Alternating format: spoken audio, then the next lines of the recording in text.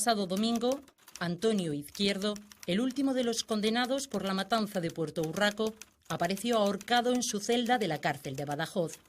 Tenía 73 años. En 1990, y junto a su hermano Emilio, protagonizó la masacre que acabó con la vida de 9 vecinos en la localidad pacense de Puerto Urraco. Condenado a 344 años de prisión, con el suicidio de Antonio desaparece el último de los 4 hermanos Izquierdo responsables de la tragedia. Venganza en Puerto Urraco. Una reconstrucción fiel de aquellos hechos que conmocionaron a toda España.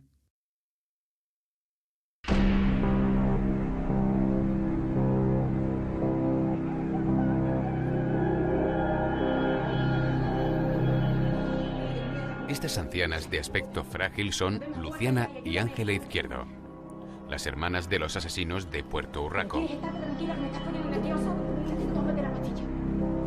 Dos mujeres que a los ojos de todos instigaron a Emilio y Antonio a acabar con las vidas de sus vecinos y de esta forma vengar la muerte de su madre.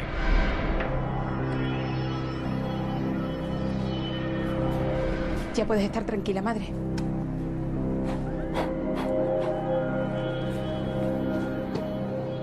El 21 de agosto de 1990, un día después de la matanza, huían por miedo a posibles represalias. Se me olvidó los vestidos. ¿Para qué quieres? Me lo llevo, me lo pienso llevar.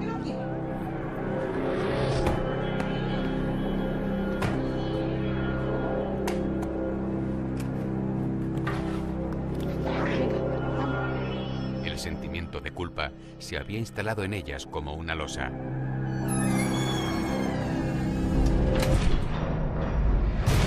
Si hay un suceso sangriento en la crónica negra de España, es la matanza de Puerto Urraco. Unos asesinatos indiscriminados, un tiroteo sin sentido, y todo por una sola razón: la venganza.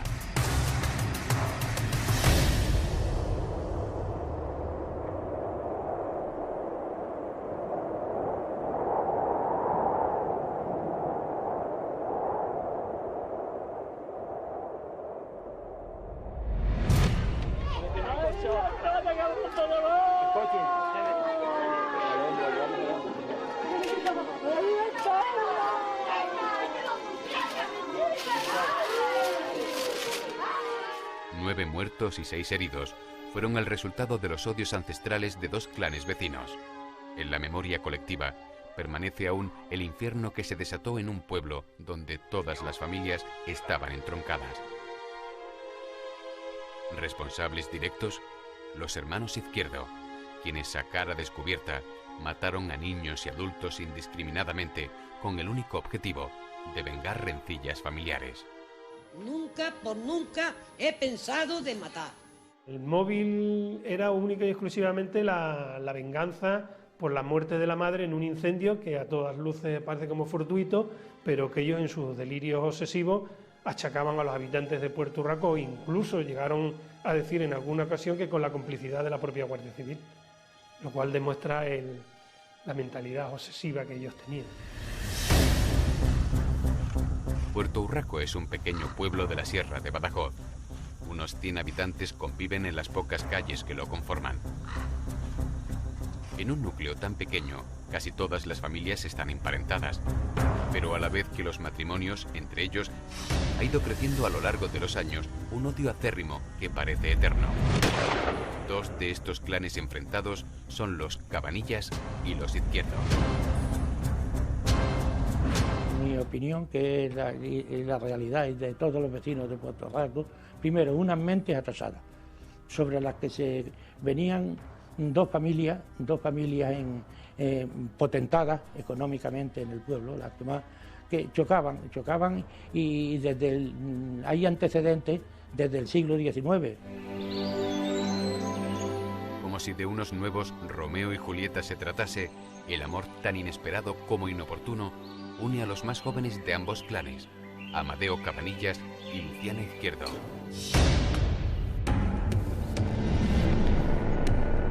¡Luciana! ¡Adentro! A pesar de los ancestrales rencores, ambas familias parecen aceptarlo y los planes de boda se ponen en marcha.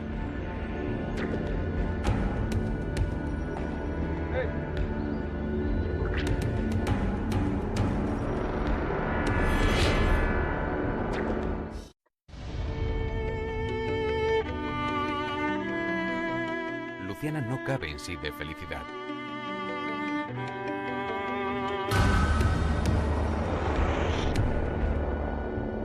Por fin podrá salir de su casa, donde vive con sus 3 hermanos varones, Jerónimo, Emilio y Antonio, además de con su hermana Angelita y su madre, que desde que tiene memoria la recuerda postrada en una cama.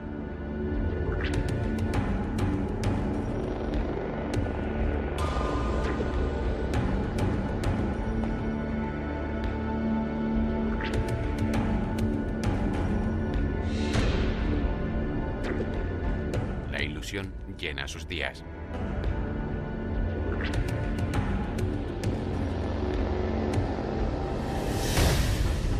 Por alguna razón que el propio Amadeo se llevará a la tumba, el compromiso se rompe. Muchos aseguran que es un problema de lindes el que enfrenta aún más a las familias. Los terrenos y el ganado son el pan de las 2 familias y con eso no se juega. Así que Amadeo decide romper el compromiso a pocos días de la ceremonia. No quiero volver a verte nunca más. ¡Amadeo! Luciana jamás se vestirá de blanco.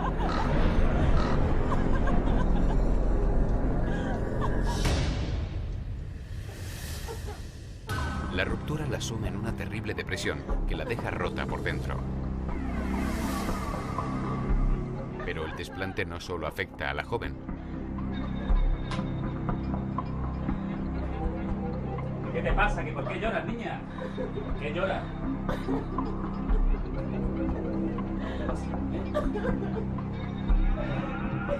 Jerónimo, el mayor de los hermanos, decide tomarse la justicia por su mano y vengar el honor de su hermana.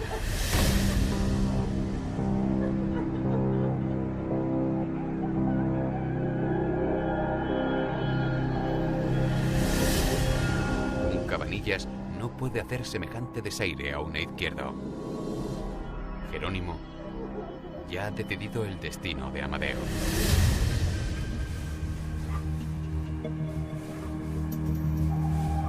Cuando Puerto Urraco descansa, el odio y las ansias de venganza empujan a Jerónimo, que por fin encuentra a su presa y la espera aprovechando la oscuridad de la noche.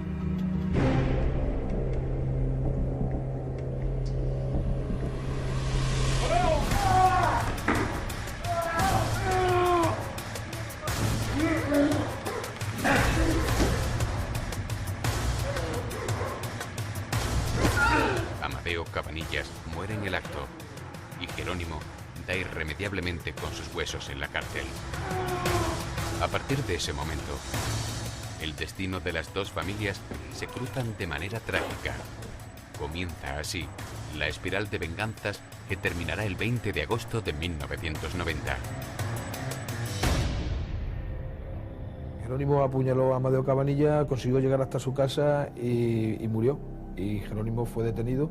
El cuchillo con el que cometió el homicidio lo tiró a un pozo, que fue recuperado luego después. Como dato curioso es que Jerónimo había solicitado precisamente hace unos días antes permiso de arma blanca, que se lo habían denegado en el cuartel de Esparragosa, al que pertenecía entonces Puerto Urraco. O sea que ya era una cosa que parece ser que lo estaba ya él rumiando en su mente.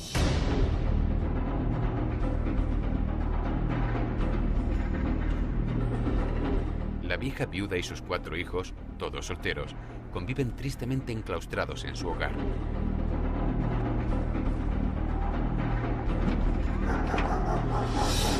¿Quién anda ahí? Un día, la matriarca halla la muerte inesperada y violentamente. Postrada en su cama, es devorada por las llamas y el humo. Ni sus hijas pueden llegar a tiempo para rescatarla. Los hermanos Izquierdo piensan que el incendio ha sido provocado y que todo Puerto Urraco encubre a los causantes del siniestro. La ira y el deseo de venganza crecen.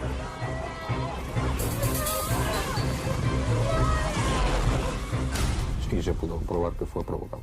Eso sí se probó. Lo que no se pudo demostrar es quién fue el que lo provocó. Pero el incendio sí fue provocado. Parece ser que se tiró gasolina. Pero incluso hay quien baraja, quien tiene la tesis de que fueran las propias hermanas por inculpar al Cabanillas. Porque cuando fueron los bomberos y los vecinos y demás, los gritos no eran de dolor, eran de odio, por lo visto. Están pidiendo venganza y pidiendo venganza. Según testimonios de aquel momento, yo hablé con ellas y con ellos precisamente del incendio. Entonces, bueno, pues contaban cosas tan disparatadas como que habían visto entrar a la Guardia Civil con material de guerra, o sea, como acusando a la Guardia Civil y demás. Cuando la auténtica verdad es que hubo vecinos que declararon que mientras la madre se estaba achicharrando, se estaba abrasando, pues todos ellos se preocupaban de sacar la nevera, la televisión, las sillas. Eso es lo que cuentan los testigos de aquel suceso, ¿no? Los Izquierdo apenas se relacionan con los vecinos, solo lo estrictamente necesario para sus negocios. En el viejo caserón de Monterrubio, donde se han trasladado, se cuece la venganza durante años.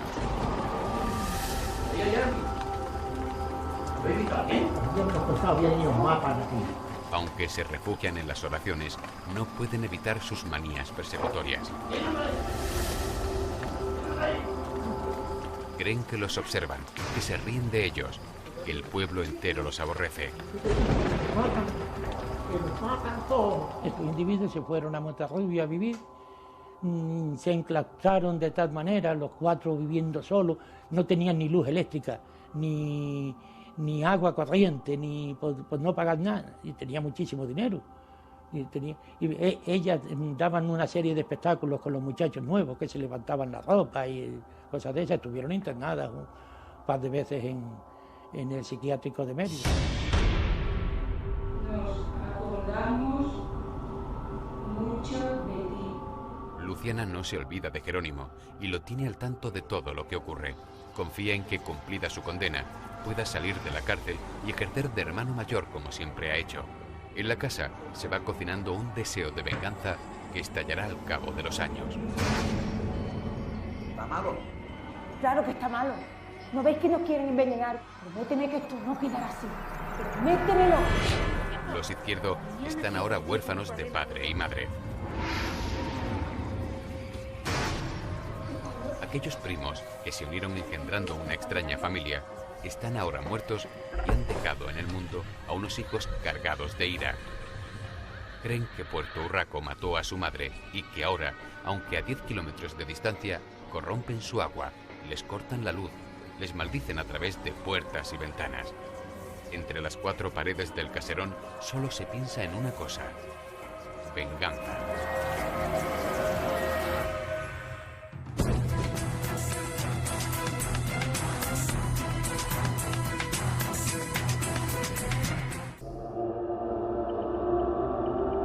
El recuerdo de su madre calcinada en la vieja cama de caoba sigue alimentando su sed de venganza como el primer día.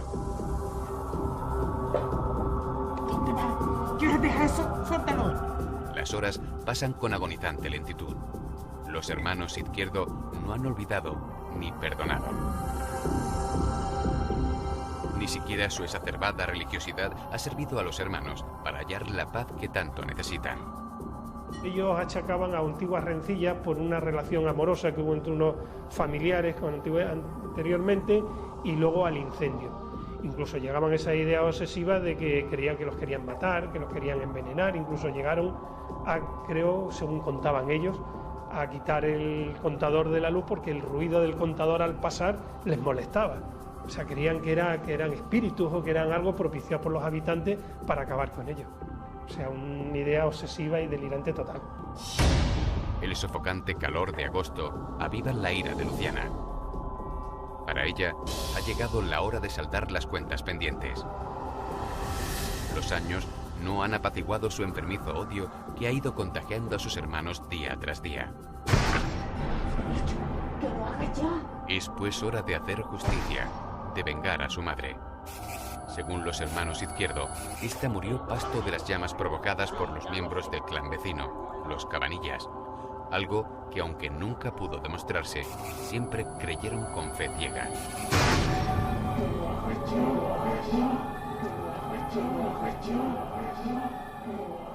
Los 4 hermanos eran los mosqueteros, los 3 mosqueteros, no, los 4 mosqueteros, ¿no? Eran los 4 mosqueteros. Una dependencia absoluta, el uno del otro, el uno del otro, el uno del otro. Y ya digo ahí, yo la que creo que que ya un poco las riendas de toda esta historia era Luciana. Las mujeres rezan con sus rosarios en las manos y repiten interminables oraciones. Un macabro plan sobrevuela las mentes de Emilio y Antonio.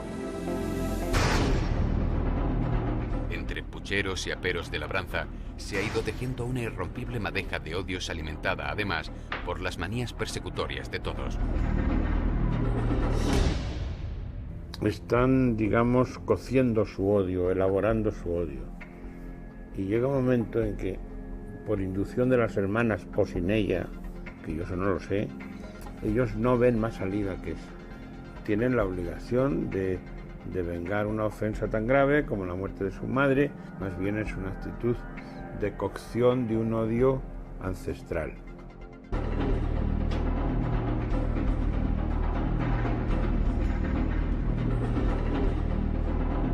Emilio y Antonio se uniforman como si fueran de montería. Aunque es un poco pronto para la temporada de caza, cargan sus cananas. Entre los dos pueden llevar más de 200 cartuchos de postas, una munición tan mortífera como sus certeras punterías. Los Izquierdo son cazadores experimentados. Nunca fallan. Hoy tampoco piensan hacerlo. Van a tirar a matar. Sus hermanas lo saben. Y no hacen nada por evitarlo. Es una España profunda, de un odio profundo. Es más, ellos para matar utilizan lo que han venido utilizando para cazar. Hasta la forma de matar está muy en relación con su actividad. Ellos se cierran, se relacionan mal con todo el mundo. Son personas de estas que llamamos esquinadas, personas raras, familias raras. Tienen ya un antecedente, insisto, de un crimen.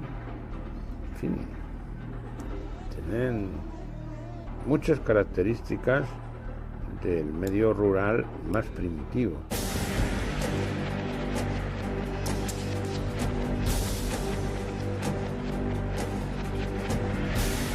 Emilio y Antonio se dirigen en profundo silencio hacia su destino. Nadie sospecha.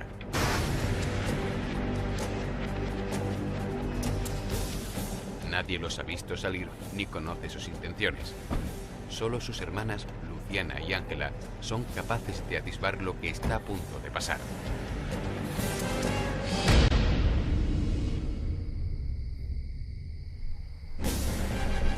Pero tal vez ni siquiera ellas imaginan el río de sangre que sus hermanos van a hacer correr por las calles de Puerto Urraco. A mí me parecen unas personas absolutamente cuerdas, pero muy frías. Hombre, dentro de, vamos a ver un poco, dentro de una limitación intelectual de unas personas que han estado cuidando ganado toda la vida, pero bueno, eso ocurrirá y seguirá ocurriendo, ¿no? Se notaba que eran dos personas que no habían estudiado ninguna carrera ni nada por el estilo, pero desde luego muy tontos, muy locos no estarían cuando tienen en el banco 10 millones de pesetas en aquella época y mil ovejas. Y controlar 1000 ovejas, pues de luego no lo hace cualquiera, ¿no?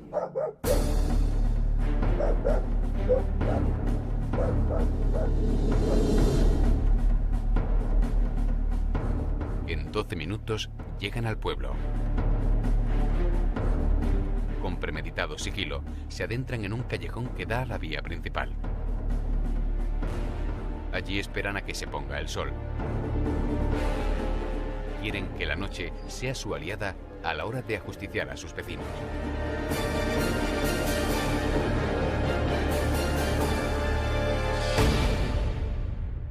Parece ser que el odio entre las dos familias pues era muy antiguo, era un odio ancestral, y ellos en un momento dado pues pensaron que la mejor solución, o la única solución, era coger las escopetas y hacer lo que hicieron. La calle Carrera cobra vida tras el sofocante calor del día. Las hijas de Antonio Cabanillas se acercan al bar a tomar un refresco.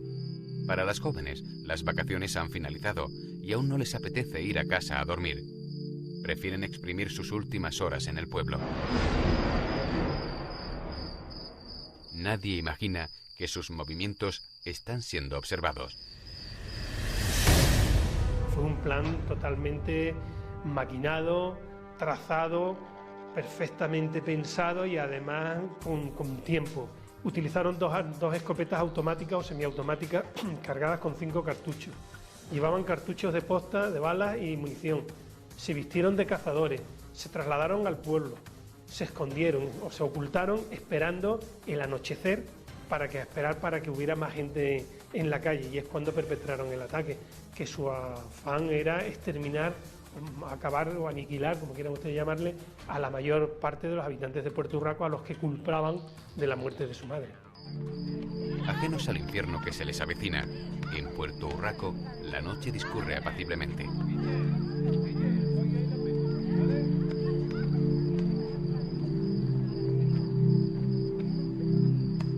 Los Ojeda, por ejemplo, no dudan en echarse a la calle como cada domingo. Los menores de la casa, Guillermo y Elizabeth, juegan en la calle. La abuela de los niños también se sienta a tomar el fresco junto a la ventana. Otras vecinas, como Felicitas y Araceli, charlan animadamente a la puerta de sus casas.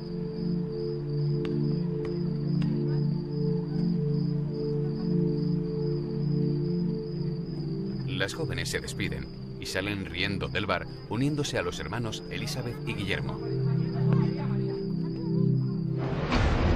Antonio y Emilio esperan a que los niños se pongan a tiro. Como si estuvieran programados para la matanza, saben que ha llegado el momento. Sus escopetas están preparadas. Amparados por la oscuridad del callejón, apuntan a los menores. Emilio es el primero en apretar el gatillo. Comienza la masacre. Antonia y Encarnación son alcanzadas por varios tiros y mueren al instante. Los restos de postas rebotan en la cabeza del pequeño Guillermo, quien quedará hemipléjico para toda su vida. Los veraneantes, al escuchar los disparos, no dan crédito a la imagen que ofrece la calle. Elizabeth, en un arranque de valor, se abalanza sobre su hermano para protegerlo.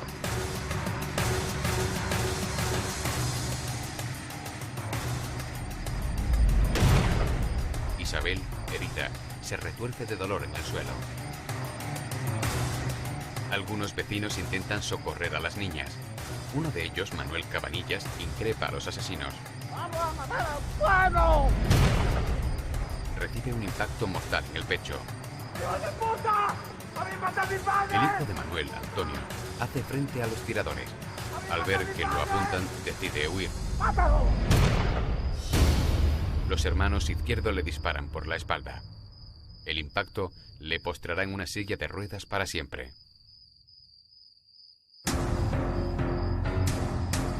Felicitas, la madre de Antonio, sale al encuentro de su hijo.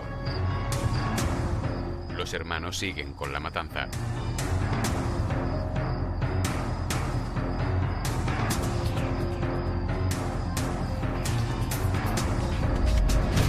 La hieren en un hombro, pero ya le han arruinado la vida, viuda y con un hijo de 25 años paralítico. Araceli correrá peor suerte. No le da tiempo a reaccionar y es abatida en plena calle a bocajarro, en la puerta de su casa, donde aún permanecerá horas hasta que sus familiares recobren el valor para rescatarla.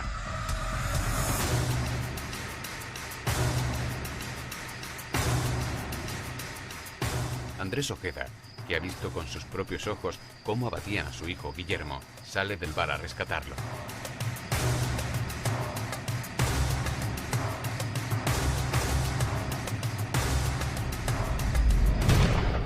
Un impacto en el vientre le causará días después la muerte. La abuela de Guillermo sale a la calle en un admirable acto de valentía en busca de su nieto. También es brutalmente abatida.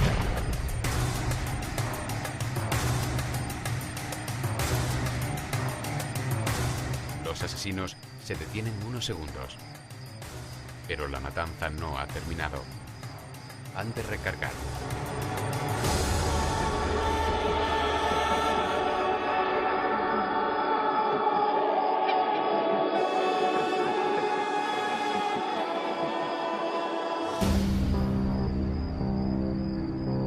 Emilio y Antonio retroceden y se apostan en la entrada del pueblo para tener una mejor perspectiva y que nadie pueda escapar a sus disparos.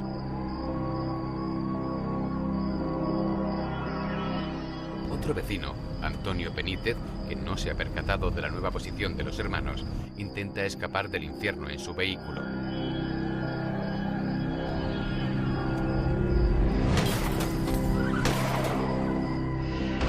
En los asientos traseros van su hermano Reinaldo y su cuñada Antonia.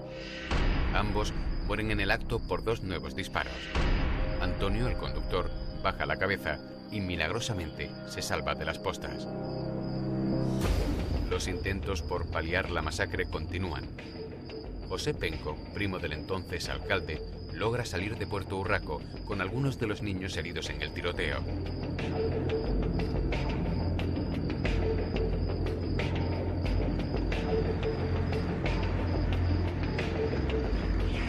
Los traslada al centro de salud más cercano, en la localidad vecina de Castuera.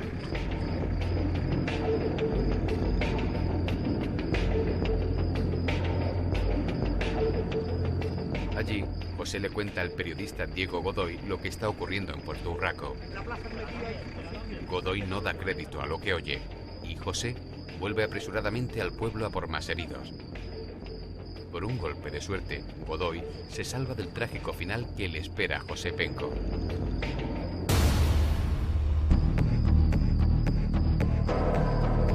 Antonio y Emilio casi han vaciado sus cananas. Su sed de venganza parece intacta. Pero al entrar en Puerto Urraco, los hermanos Izquierdo lo aniquilan.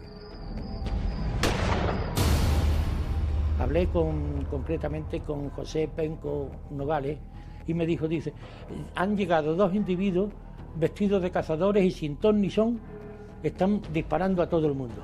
Que si yo me hubiera encontrado el coche en la puerta, donde lo dejé, hubiera llegado junto con el José Penco Nogales, juntos hubiéramos llegado, o quizás yo un poco antes, pero hubo una serie de primero, que un hijo no me quiso llevar, que el otro me había cogido el coche, que el taxi tardó, y esto tardó 3/4 de hora, o quizás más, lo suficiente para salvarme la vida. La calle huele a pólvora. La Guardia Civil, alertada por los vecinos, llega a Puerto Urraco. Pero los pataspelás tampoco dan opción a los agentes y descargan sus escopetas contra el vehículo. Los 2 resultan heridos, aunque uno de ellos logra responder a los disparos. Emilio y Antonio dudan ahora de sus posibilidades. Tras media hora de sangre y pólvora, creen haber aniquilado a una veintena de personas. Ellos no sienten ninguna piedad por los niños, por ejemplo. Porque ya digo que para ellos, en mi opinión, su actitud es querer salir de algo que les resulta absolutamente insostenible. Ellos no pueden seguir aguantando la tensión en que están viviendo. Ahora, esa tensión tiene muchos componentes, supongo que sí. Que un componente fuera que las hermanas estuvieran presionándoles, pues probablemente sí. En cuanto a las intenciones que ellos tenían, para mí eran claras de que querían, porque ellos mismos la manifestaron, exterminar a la mayor parte posible de los habitantes de Puerto Urraco. Hubo una serie de sucesos, quizás más o menos fortuitos, pero claro, el aviso de llegar a la Guardia Civil pues frenó. Ahora, preparados para ello, sí iban. Del escaso centenar de vecinos que vivían en Puerto Urraco en 1990, los hermanos Izquierdo asesinaron a 9 personas e hirieron a otras 6. Algunos de los heridos morirían a los pocos días. De los muertos, 2 eran menores, las hijas de Antonio Cabanillas, su eterno rival. Antonio jamás recuperará el consuelo, ni siquiera con la condena de los asesinos. La llegada aquella noche no puede ser más tenebrosa. Recuerdo que antes, unos 300 metros antes de llegar a Monterrubio, me crucé con el todoterreno de la Guardia Civil que llevaba a los dos guardias civiles heridos a Don Benito. Lo llevaron directamente al hospital de Villanueva Don Benito. Y José Penco, el conductor, atrás tendido, muerto, ya muerto. Se ve que murió en el acto. Al principio de la calle Carrera, pues totalmente normal, nadie, un silencio absoluto. La gente estaba toda metida en las casas, detrás de las puertas. Al llegar al centro social, aquello ya era lo más tenebroso. Allí estaban los zapatillos, las dos niñas, vamos, la Araceli muerta, caída. Los zapatitos de las dos niñas, me acuerdo que estaban los bancos, dado la vuelta todo. Y la sangre había corrido en cascada. Los hermanos son detenidos a la mañana siguiente agazapados en el monte. El momento es recogido por una impactante fotografía que da la vuelta a nuestro país y al mundo. Los asesinos se muestran aturdidos y cabizbajos. No ponen resistencia. Ellos además cuando les detienen pues agazapados, como dos conejillos, asustados, porque ellos sinceramente ya habían cumplido con su misión, ¿no? Y su misión era vengar la muerte de su madre, que según ellos había sido la gente del pueblo, los que habían prendido fuego a la casa y demás. Entonces ellos tenían la conciencia, bueno, el deber el sentimiento de haber cumplido con su deber, con su obligación. Los días posteriores fueron proporcionando nuevas e imborrables huellas en los supervivientes.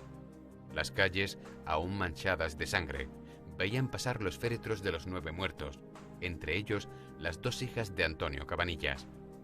Todo Puerto Urraco era un solo llanto. Encarnita que estaba toda en sangre, que solamente era sangre.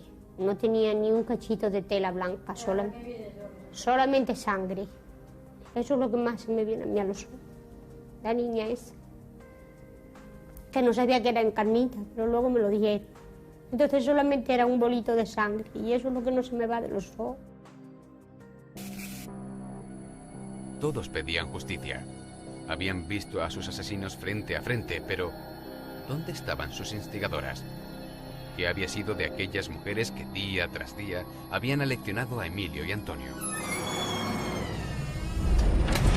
La capacidad mental de las hermanas era totalmente distinta a la de los hermanos. Las hermanas tenían ya problemas psicológicos importantes y no se pudo llegar a demostrar, por lo tanto la audiencia levantó el procesamiento contra las hermanas y siguió la causa simplemente contra los hermanos.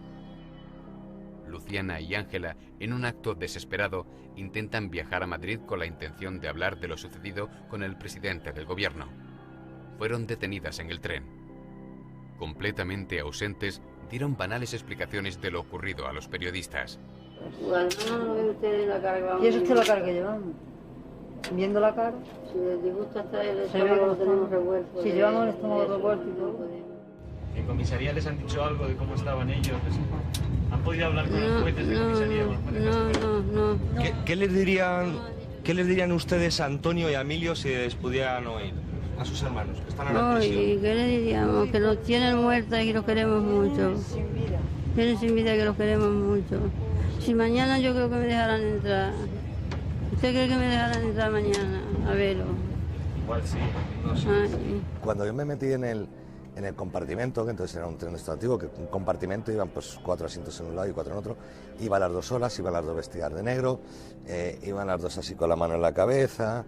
Entonces, bueno, pues intenté ganarme su confianza, les dije si sabían qué es lo que había ocurrido en el pueblo, que sus hermanos estaban detenidos, que la gente del pueblo les había acusado a ellas de ser las instigadoras del asesinato, y bueno, y ahí no se me olvidará una frase que decían: ¿cómo? ¿Que dicen que somos nosotras? Que nos lo digan a la cara si se atreven, que nos lo digan a la cara. Entonces era un poquito una mezcla de novela trágico-cómica, no sé, impactante. En el momento de la declaración se vivieron escenas dramáticas. A las puertas de los juzgados de Castuera, en Badajoz, curiosos, vecinos y familiares de los fallecidos y heridos esperaban la llegada de los Izquierdo. Antonio Cabanillas, el padre de las niñas asesinadas, perdió el control y, saltándose el cordón policial, intenta agredir a los asesinos con un cuchillo.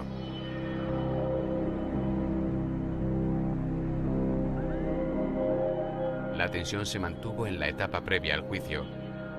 4 años después de la matanza, el 17 de enero de 1994, los Izquierdo se sentaban en el banquillo. Yo no he pensado nunca de matar. Nunca, por nunca, he pensado de matar.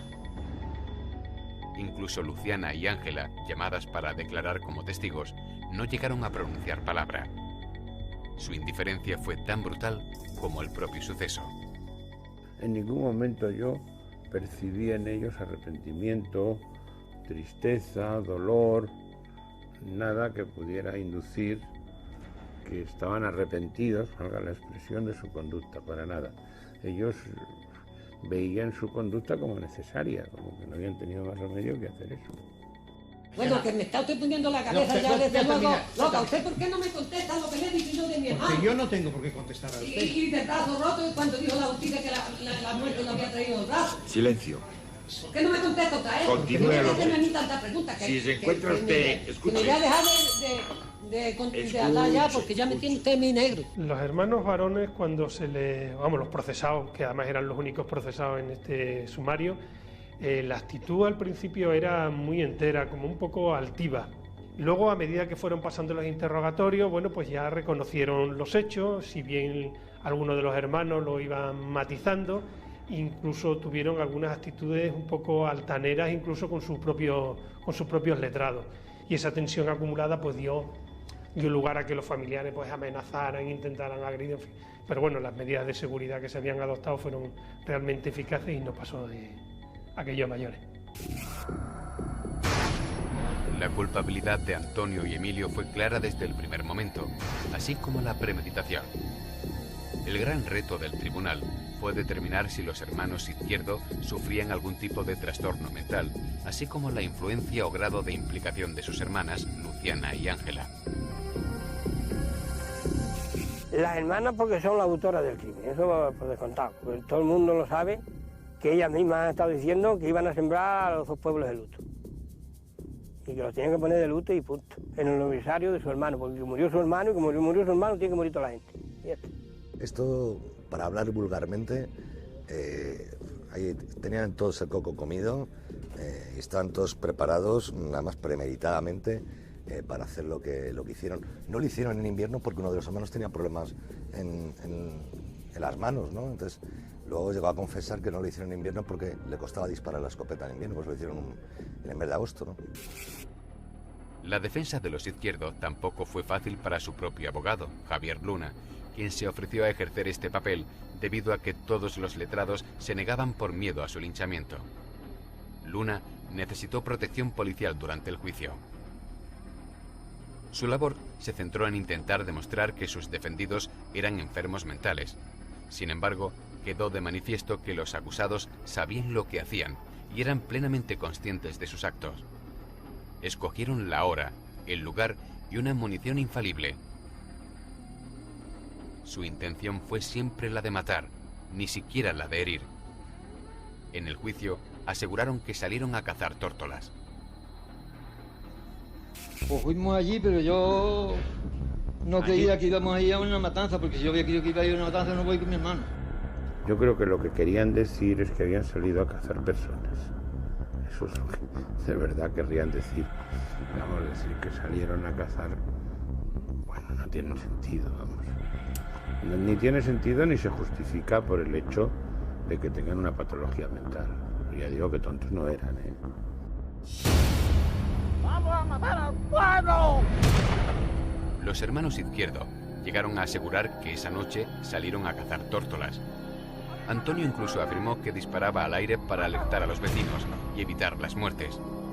No obstante, la acusación particular interpretó que Antonio quería quedar libre para seguir matando.